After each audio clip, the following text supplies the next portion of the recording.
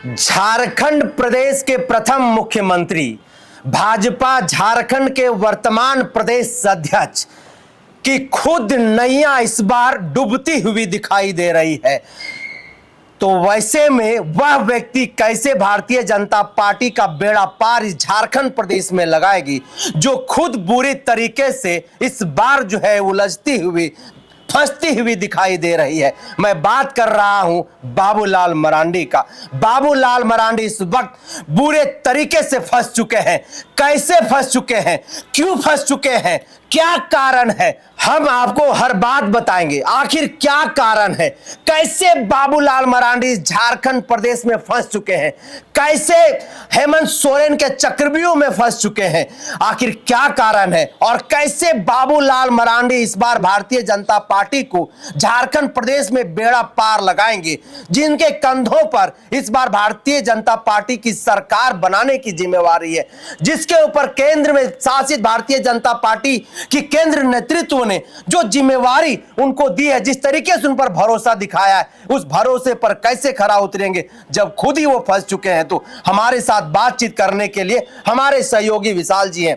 विशाल, झारखंड में बाबूलाल मरांडी बुरी तरीके से फंस चुके हैं, कैसे फंस चुके हैं, दर्शकों को बताइएगा एक एक बात। जी निरंजन जी, देखिए बाबूलाल मरांडी पूरी तरीके से फंस चुके हैं, और यह जो बयान है वह मेरा नहीं है, बल्कि जो राजनीति को, झारखंड की राजनीति को बेहद करीब से जानते हैं वह यह बता रहे हैं। राजनीतिक गलियारों में बीजेपी की जो प्रदेश अध्यक्ष हैं बाबूलाल मरांडी खूब सुर्खियां बटोर रहे हैं, और बटोरे भी क्यों ना, क्योंकि आज भारतीय जनता पार्टी का जो शीर्ष नेतृत्व है ऐसा फरमान सुना दिया जिसे सुनकर बाबूलाल मरांडी भी अचंभित हैं, परेशान हैं, हैरान हैं। ऐसे में कहा जा रहा है कि बाबूलाल मरांडी अपने ही गेम में फंस चुके हैं। निरंजन जी, चलिए आपको बताते हैं कि कैसे।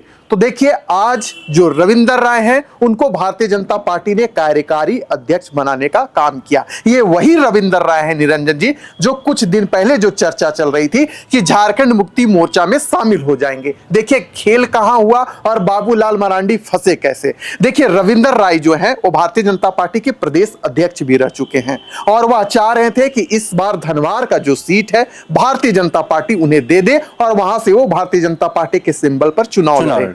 लेकिन ऐसा कुछ भी नहीं हुआ। भारतीय जनता पार्टी ने जो पहला लिस्ट है उसे जारी कर दिया, और धनवार से बाबूलाल मरांडी को प्रत्याशी बनाकर मैदान में उतार दिया। फिर क्या, रविंदर राय चिंतित हो गए, और खबरें आने लगी कि रविंदर राय भारतीय जनता पार्टी को छोड़ देंगे और जाकर झारखंड मुक्ति मोर्चा में शामिल हो जाएंगे। जो फिर भारतीय जनता पार्टी का जो शीर्ष नेतृत्व है वह हरकत में आया। रविंदर राय को मनाने बहलाने का जो काम है उसकी शुरुआत हो गई, और सबसे बड़ी बात है कि रविंदर राय को भारतीय जनता पार्टी का प्रदेश अध्यक्ष मतलब कार्यकारी अध्यक्ष नियुक्त किया गया। ऐसे में जो बाबूलाल मरांडी का जो पहला गेम था वह ओवर हो गया। अब जो दूसरा सबसे बड़ा खेला है निरंजन जी, वह खेला होती है उनकी ही सीट धनवार से। दरअसल जो हमें सूचना मिल रही है वह सूचना यह है कि धनवार से इस बार जो निरंजन राय हैं उन्होंने ताल ठोक दिया है। कुम्हियार समाज से आते हैं, और उन्होंने कहा है कि मैं इस बार धनवार सीट से चुनाव लड़ूंगा। ऐसे में भारतीय जनता पार्टी के लिए एक सिरदर्द बन चुके हैं निरंजन राय। हालांकि भारतीय जनता पार्टी का जो शीर्ष नेतृत्व है, चाहे हम निशिकांत दुबे की बात करें, बाबूलाल मरांडी जो कि प्रदेश अध्यक्ष है वहां से प्रत्याशी है, खुद वो भी निरंजन राय को मनाने के लिए पहुंचे थे, और ऐसा लग रहा था कि निरंजन राय मान जाएंगे और चुनाव नहीं लड़ेंगे। लेकिन अब तक जो सूचना आ रही है, क्योंकि निरंजन राय खुद बाहर निकलकर बोले कि मैं चुनाव लड़ूंगा चाहे कुछ भी हो जाए, तो ऐसे में एक और जेएमएम भी अपना प्रत्याशी धनवार में उतार चुका है, और सीपीआई एमएल भी अपना जो दावेदारी है वहां से पेश कर चुका है। यानी कि जो राजकुमार यादव है निरंजन जी, 2014 में भाकपा माले के प्रत्याशी रहे थे और वहां से चुनाव जीतने का काम किए थे। अब रविंदर राय की अगर आप कहानी देखते हैं तो क्या है कि जब झारखंड बिहार से कटकर अलग राज्य बना था, यानी कि 2005 में, तो भारतीय जनता पार्टी ने रविंदर राय को टिकट दिया था धनवार से, और वहां से वह चुनाव जीतकर सामने आए थे। बाबूलाल मरांडी की सरकार में बाकायदा मंत्री भी बने थे। यानी कि जब अर्जुन मुंडा भी मुख्यमंत्री बने थे उस समय भी रविंदर राय को बड़ा जो पद है दिया गया था, लेकिन फिर पार्टी से नाराज हुए। यानी कि जब बाबूलाल मरांडी जब अपना पार्टी जब बनाए थे, तब रविंदर राय विष्णु प्रसाद भैया के साथ जाकर जेबीएम में शामिल हो गए थे। लेकिन जब 2009 की शायद बात है, उस समय रविंदर राय को लगा कि जेबीएम जो है वह इंडिया गठबंधन, जो कि उस समय जेएमएम कांग्रेस की जो गठबंधन हुआ करती थी, उसका समर्थन करेंगे। फिर रविंदर राय भारतीय जनता पार्टी में शामिल हो गए। आने के बाद भारतीय जनता पार्टी ने उन्हें प्रदेश अध्यक्ष बनाया था। और सबसे बड़ी बात है कि जब वो प्रदेश अध्यक्ष थे तो 14 में से 12 सीट भारतीय जनता पार्टी की झोली में डालने का उन्होंने काम किया था। खुद उन्होंने कोडरमा सीट से चुनाव लड़ा था और सांसद बनकर दिल्ली पहुंचे थे। ऐसे में 2024 का जो समीकरण देखें, रविंदर राय चुनाव प्रबंधन के कार्यों में भी लगे हुए थे और उन्हें टिकट नहीं दिया जाना, नाराजगी सामने आना, यानी कि पूरा जो शीर्ष नेतृत्व है निरंजन जी भारतीय जनता पार्टी का, वह हरकत में आ गया। रविंदर राय को मनाने का जो काम है उसकी शुरुआत हो गई। देखिए, भारतीय जनता पार्टी कोई भी काम बिना सोचे समझे नहीं करती है। उसके पीछे कोई तर्क होता है, उसके पीछे कुछ विशेषता छुपी होती है। यानी कि जो रविंदर राय भूमिहार समाज से आते थे, तो भूमिहार जो वोट बैंक है वो बिखर ना जाए, इसे चिंता भारतीय जनता पार्टी को होने लगी। यही कारण है कि आनन फानन में झारखंड विधानसभा चुनाव नजदीक है, ऐसे समय में रविंदर राय को कार्यकारी अध्यक्ष बनाया जाना, यानी कि सीधे तौर पर अभी देखा जा रहा है कि जो बाबूलाल मरांडी का जो गेम है, यानी कि बाबूलाल मरांडी कुल मिलाकर अपने ही जाल में उलझ चुके हैं, फंस चुके हैं। और भारतीय जनता पार्टी जो है वह एक नई चाल चल रही है, लेकिन खुद चाल में फंसती हुई नजर आ रही है। तो चलिए हम आपको बताते हैं कि पूरी बात क्या है। यह बात है धनवार सीट का। धनवार सीट को आप जानते हैं कि वहीं से बाबूलाल मरांडी चुनाव लड़ते हैं और वहीं से चुनाव लड़के वो सदन के अंदर जाते हैं। आज उस विधानसभा सीट पर इस बार निरंजन राय, जो बाबूलाल मरांडी के काफी करीबी, उनके दायां बायां जो है वो हाथ कहे जाते थे और उनके सुख दुख के साथी भी वो हुआ करते थे। लेकिन वही निरंजन राय इस बार जो है चुनावी मैदान में उन्होंने चुनाव लड़ने के लिए ताल ठोक दिया है। जैसे उन्होंने चुनाव लड़ने की आवाज जो है वह बुलंद की, जैसे उन्होंने चुनाव लड़ने की घोषणा की, पूरे भारतीय जनता पार्टी में हलचल मच गया और कोहराम बच गया। आनन फानन में निशिकांत दुबे उन्हें मनाने के लिए पहुंचते हैं। उन्हें मनाने में यह सफल होते हैं तो देखिए भारतीय जनता पार्टी की आप इससे और खराब दुर्गति नहीं देख सकते हैं। तुरंत रविंदर राय जो झारखंड मुक्ति मोर्चा में जाने की पूरी तैयारी कर लिए होते, उस रविंदर राय को इस झारखंड विधानसभा चुनाव के बीच में झारखंड प्रदेश का कार्यकारी प्रदेश अध्यक्ष मनोनीत कर दिया जाता है। आप समझिए कि पूरी कहानी किस तरीके से रची जा रही है। भारतीय जनता पार्टी के प्रदेश अध्यक्ष बाबूलाल मरांडी को घेरने के लिए, लेकिन निरंजन राय मानने वाले नहीं है। उन्होंने साफ तौर पर भारतीय जनता पार्टी को आईना दिखा दिया। उन्होंने आंख से आंख मिलाकर के उन्हें कह दिया कि मैं चुनाव लड़ूंगा और चुनाव लड़के इस बार सदन के भीतर जाऊंगा, क्योंकि वर्षों से मैं भारतीय जनता पार्टी का झंडा ढोने का काम कर रहा हूं। मैं बात कर रहा हूं धनवार विधानसभा सीट का। धनवार विधानसभा सीट की अगर मैं बात करूं तो वह विधानसभा सीट मुस्लिम बहुल इलाकों के लिए जाना जाता है। 1 लाख के करीब जो है मुस्लिम मतदाता वहां पर है। दूसरे नंबर पर यादव मतदाता वहां पर पड़ते हैं और जिस समुदाय से, जिस जाति से बाबूलाल मरांडी आते हैं, उनकी जनसंख्या मात्र 1% है। तो कहीं ना कहीं इस बार निरंजन राय को लगा कि मुझे भी चुनावी मैदान में आना है और मुझे भी जो है यहां से चुनाव लड़ना है, तो यहां से चुनाव लड़ रहे हैं।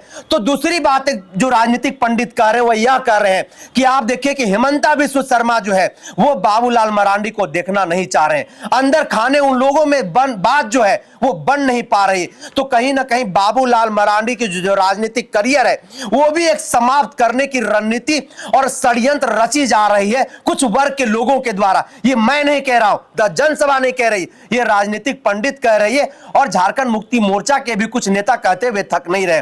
विशाल, सीधे तौर पर मैं एक सवाल आपसे जानना चाहूंगा कि जिस तरह से बाबूलाल मरांडी एक आदिवासी समुदाय से आते हैं और वहां पर आप देखिए कि एक भूमिहार बड़े नेता को, एक बड़ा चेहरा जो रविंदर राय है, उनको मनाने में तो भारतीय जनता पार्टी सफल हो गई, लेकिन निरंजन राय जो बाबूलाल मरांडी के बेहद करीब हुआ करते थे, आखिर क्या लग रहा है कि जिस तरह से उन्होंने चुनावी मैदान में आने का ताल ठोक लिया है, निशिकांत दुबे मनाने जाते हैं, वो बात नहीं मानते हैं। क्या लग रहा है इसमें कुछ बड़ा षड्यंत्र चल रहा है बाबूलाल मरांडी को घेरने के लिए, उनकी राजनीतिक करियर को किनारे लगाने के लिए? क्या कहेंगे इस पर जो राजनीतिक पंडित कह रहे हैं? देखिए, हम बहुत ही सरल भाषा में अपने दर्शकों को समझाना चाहेंगे कि जब से बाबूलाल मरांडी बीजेपी के जो प्रदेश अध्यक्ष बने थे, चर्चा चल रही थी कि पूरा जो जेबीएम के जो कार्यकर्ता थे उनको बाबूलाल मरांडी ने लाकर भारतीय जनता पार्टी में इंपोर्ट कर दिया और उन्हीं से काम लिया जा रहा है, उन्हें ही पद दिया जा रहा है। उस समय बाबूलाल मरांडी की खूब आलोचना हुई। निरंजन जी, पहला। दूसरा, जब यहां पर झारखंड में लोकसभा का चुनाव हुआ जो हाल ही में संपन्न हुआ, उस समय भी बाबूलाल मरांडी की खूब किरकिरी हुई। तीसरा, जो बाबूलाल मरांडी का जो संगठनात्मक जो कार्यशैली थी उस पर भी सवाल उठा और फिर झारखंड में विधानसभा का चुनाव आ गया और बाबूलाल मरांडी को धनवार से टिकट देने का काम भारतीय जनता पार्टी ने किया। फिर इसमें विवाद हो गया, रविंदर राय ने प्रश्न चिन्ह खड़ा कर दिया भारतीय जनता पार्टी के पास। लेकिन अब जो है रविंदर राय, भारतीय जनता पार्टी उन्हें मनाने में सफल हो गई, लेकिन जो निरंजन राय हैं वो सिर का दर्द भारतीय जनता पार्टी के लिए और बाबूलाल मरांडी के लिए बन गए हैं। अगर हम धनवार विधानसभा सीट की बात करें जो आपने जिक्र किया, देखिए धनवार विधानसभा छठ पूजा के लिए जाना जाता है। राजघाट में 4 लाख से भी अधिक लोग वहां पर आते हैं और छठ मैया की पूजा करते हैं और बहुत बड़ा व्यापारिक स्थल भी है राजधनवार। निरंजन जी, ऐसे में जो व्यापारी हैं उनकी नजर भी रहती है कि आप टिकट किसको दे रहे हैं। बिल्कुल। और देखिए, राजनीतिक गलियारों में आपको पता है कि भारतीय जनता पार्टी को व्यापारियों का पार्टी भी कहा जाता है और ये जो चर्चा है फिर जो आला कमान है उनके पास जाता है। तो देखिए, बाबूलाल मरांडी का विरोध